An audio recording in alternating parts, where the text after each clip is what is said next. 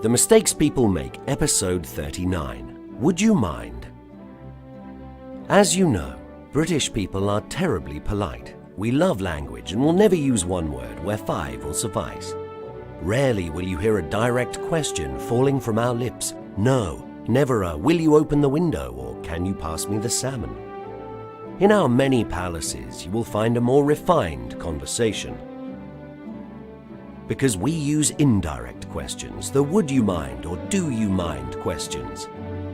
Allow me to entertain you with an example or two. Would you mind opening the window?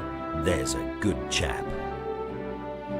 Do you mind passing me the salmon? That's very good of you, sir. Would you and do you mind are always followed by the ing form of a verb. Would you mind not shaking your head for a few seconds, Nigel? I'm trying to take a photo. I said I'm trying to take a photo. Do you mind staying still for a moment? Oh, Nigel. That's a beauty.